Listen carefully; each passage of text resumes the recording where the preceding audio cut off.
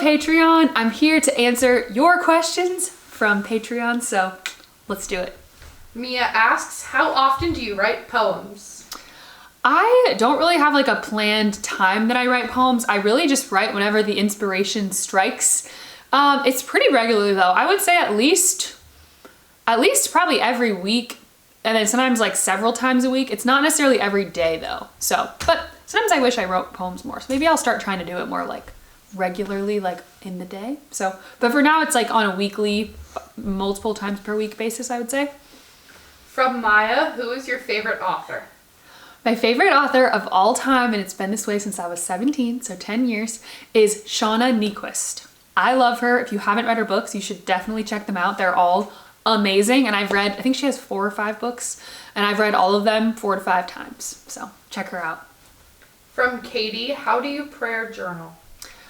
Ooh, okay, so prayer journaling, I think it can be different for any person depending on your personality.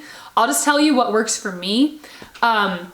So what I like to do for prayer journaling, I like to read the Bible first so that I kind of have like, something inside that is inspiring me. And then I'll just kind of sit in silence for a little bit and breathe and just let the words that I just read soak in. And then I'll write in my journal, and I'll usually just kind of write whatever comes to mind, but it's very much just being really close with God and sharing whatever is on my heart, whatever I'm worried about or stressed about, what I'm grateful for, what I'm excited for, any questions that I'm like struggling with, like, God, what do you want me to do for this? So it's very much just like an open conversation. And also bonus, if afterwards you can just sit in silence and try to listen for God's answers, because remember that prayer is a two-way conversation. So you gotta like talk, but also listen to try to hear what he has to say back to you. From Lenka, what is one book you would recommend to read? Okay, I was thinking about this before because I wanted to do the right answer.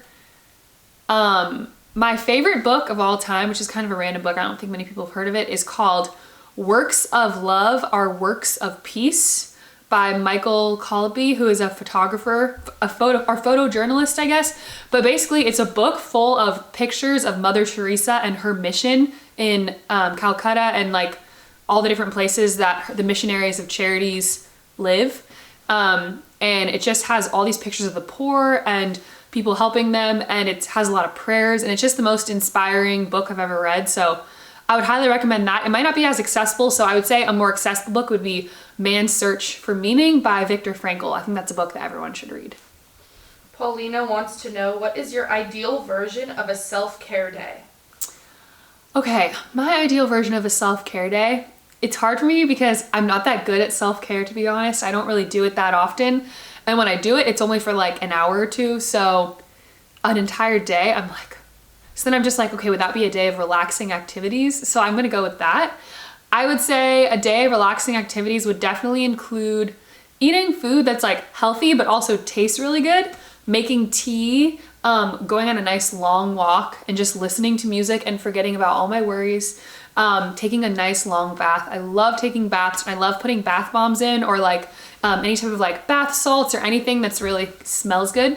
I love lighting a candle in my room and writing in my journal and listening to music that just makes me feel very relaxed. And I would say that's my self-care day. Kira asks, what is the most rewarding thing you've done in your life thus far? Oh man, rewarding thing. I would say probably just being in the band. It's just everything about it. 10 years plus of all the things that we've done, and I feel like it's made such an impact, and that's definitely the most rewarding thing I've done in my life. From Renee, does your name have a meaning? I can't remember if my mom, where she said, I think she just liked the name. I think that was it. But also we are Catholic, so it's like there are multiple saints named Saint Catherine, so I think I was kind of named after one of them. And also my name is, Catherine means pure, and my middle name means grace. My middle name is Anne.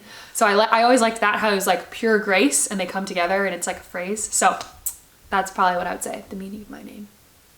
Your last question is from Lindsay.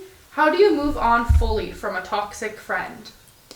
Ooh, okay, well, we've definitely talked about this a lot in our podcast. So you should definitely go back and try to find the episodes on friendship and watch that, because we talk a lot about toxic friends. And in our book, Believe in You, Lindsay, if you want to get more info, I would definitely check all those out. But for me, that's really hard. I had some really toxic friends in my life, but I definitely was able to move on from them, and it's very painful. I would say it hurts just as bad, sometimes even worse than a breakup, because you shared so much with that person. I had one friend that I kind of had to move on from, at least temporarily, and then we were like best friends for 2 years first. I don't really know that I have advice for that, because every time you see them, it sucks. It's so painful. It's just awkward. I would say do the things you would do for a breakup, which for me, number one, I got to get rid of all the things I have that are associated with them, like the physical objects. Get those out of your life. It's not like because you're mad. It's just because you need to clear out the energy in your life to allow like something new to come.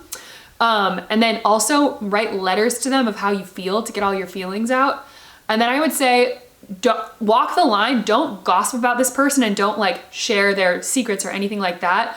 But talk to a few trusted people in your life and just tell them the story of what happened in the friendship, because sharing the story can be really helpful as long as it doesn't get back to that person. So make sure you choose the right people. But yeah, I would say that. Get rid of stuff, write about it, and talk about it, and that should help. Oh, and pray about it too. Pray for that person. If you miss them and you love them, say a prayer for them. That's what I would say. So that's all I have for you guys today. I hope you enjoyed the answers and that you got to know me a little bit better. Hope you enjoy my sister's videos as well. And I'll see you guys at the next Q&A.